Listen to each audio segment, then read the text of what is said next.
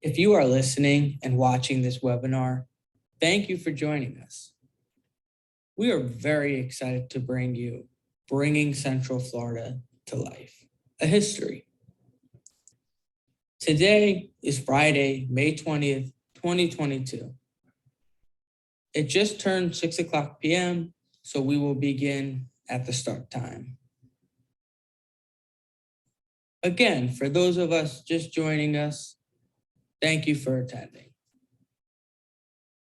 We will be going over some very neat topics today, ranging all from Disney World to the land and the geography of Central Florida. We have some neat, great clips of information and audio that will dwell into some of the also lesser known and talked about theme parks, such as Gatorland.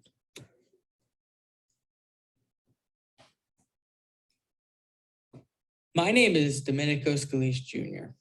I'm a Central Florida resident. I'm located in Orlando. I'm a theme park enthusiast. I have visited the parks since I was a child, and still today I utilize them from the weekends to even some weekdays.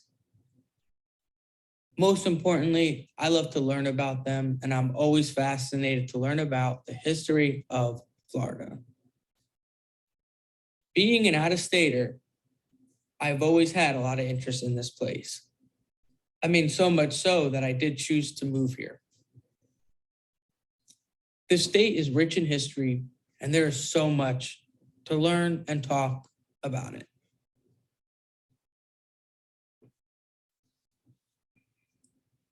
The geography of Florida is extremely interesting too.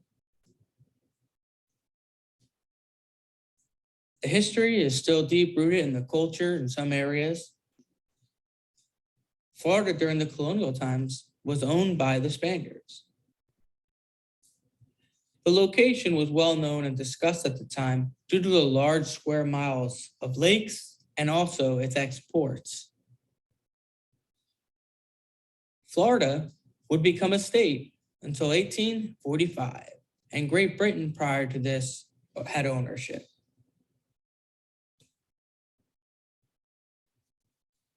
As mentioned prior, much of the interest in the state was due to the exports they were able to produce. Many of these were from the land itself, such as sugarcane, cotton, and lumber, to name just a few. Even today, you could still see the footprint of some of the dependents, such as cattle. I work in Osceola County, and just traveling there, it's not hard to find cattle. Osceola is a county in Florida that still remains a major leader in cattle in the United States, and also has one of the largest ranches in the United States.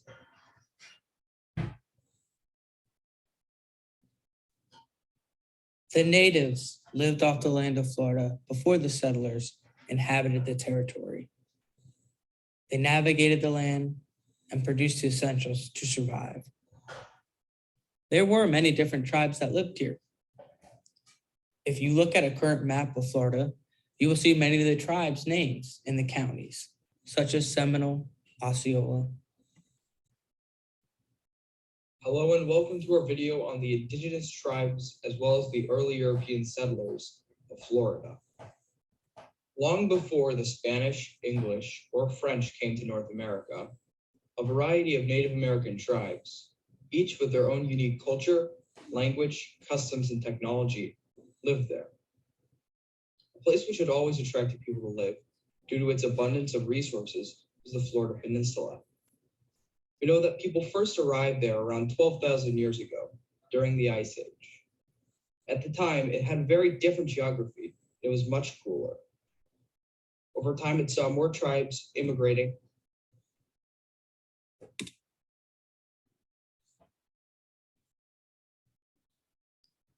We have all enjoyed products in some form from the Walt Disney brand. Nowadays, Disney owns many companies, corporations, and has so many divisions underneath them, they're bound to touch audiences everywhere, from their classic movies to their ESPN sports. The theme parks, especially, are global after much success in the United States. Walt Disney World in Central Florida would bring a new lifestyle to Orange and Osceola County like they could have never imagined or potentially governed. Walt Disney had a huge plan after the opening of Disneyland in California, which opened in 1955. And despite some hiccups, they were able to pull through with a success. The only issue is the park was limited in space. The park could not grow too far beyond the initial footprints. Additionally, other businesses were able to capitalize on locations close to the park that Walt had no control or stake in. That would lead to a secret project hatched by Walt and his brother Roy, along with a crew of lawyers and even an ex-CIA official. They would purchase an abundance of slots of land in Central Florida under disguised names so that the price would stay low. Of course, once the secret was out, Disney would have to pay a higher price for the certain plots of land that still remained that would make up the large area today, that is Walt Disney World Resort. Sadly, Walt passed before the completion of his dream park. His brother Roy took control of the park and ensured the completion in every detail as a dedication to his brother. Magic Kingdom would open in 1971. Despite Walt's passing, they were still able to bring some of his brilliant ideas to the Magic Kingdom and also when they expanded.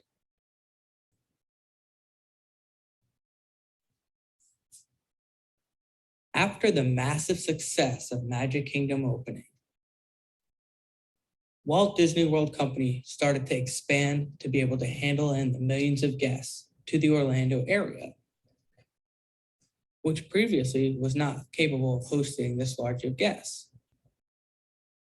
This is why Walt worked with the government to create Reedy Creek, to self-govern, to ease the pressure of local municipalities and offer leniency on his concepts that have yet to be developed. First to open following Magic Kingdom was a water park, Disney's River Country, which utilized the shores of Bay Lake, the lake that leads to Magic Kingdom and was located close to Fort Wilderness. The park would close in late 2001 after the expansion of two other water parks. Walt Disney, when he was alive, had a vision of a prototype community called the Experimental Prototype Community of Tomorrow, or EPCOT. While his vision of a utopian community never came to fruition, they still brought to life a sense of technology and futuristic advancement when they developed EPCOT theme park, which opened in 1982. Following Disney's MGM Studios theme park, which opened in 1989, now called Disney's Hollywood Studios.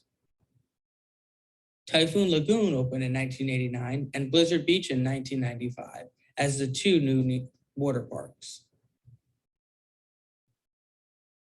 However, since the COVID-19 outbreak, Blizzard Beach has yet to reopen. Walt Disney was always fascinated by animals and used them for many of his productions, from animated films to documentaries. In 1998, Disney opened Animal Kingdom, a theme park zoo hybrid that would bring guests up close with animals and connect them to the many films they love.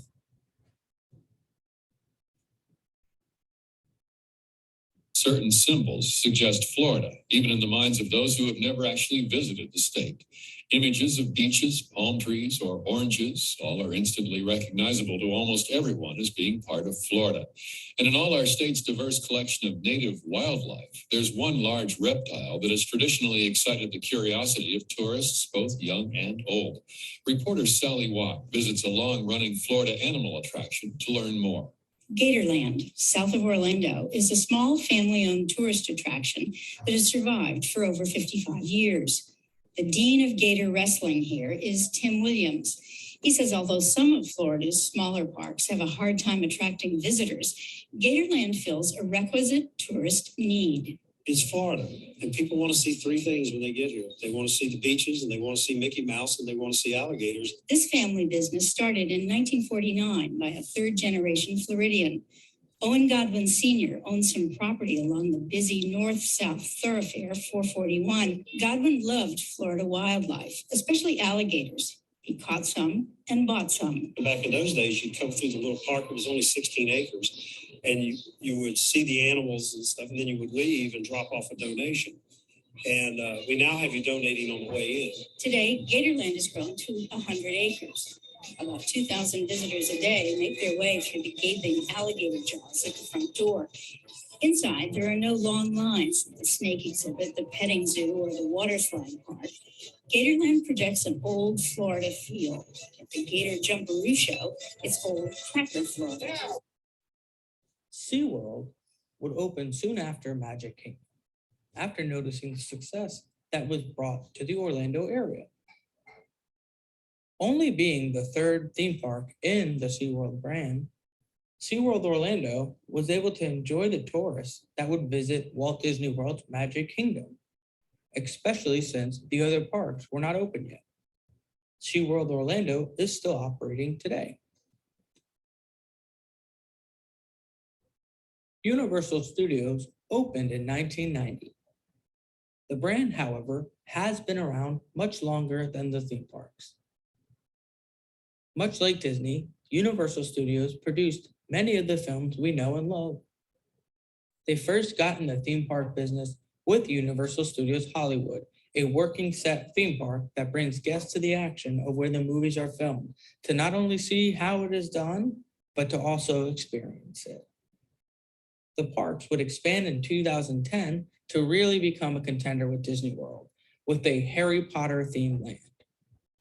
This alone would bring a massive following to the parks that would then later go to the California and Global Park. Following this, they also opened a themed water park, Volcano Bay, in 2017.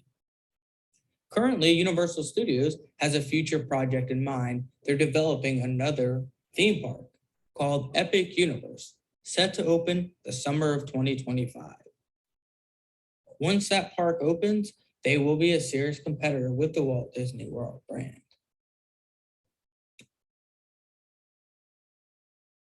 I could talk about the parks, and the location for hours. I often lose track because there is so much to discuss, but it looks like we are unfortunately coming to an end. Thank you for everyone for joining us. I'm going to open the floor to any questions we may have. I wanted to provide at least a minute to go over anything. Again, my name is Domenico Scalise Jr. Thank you for attending.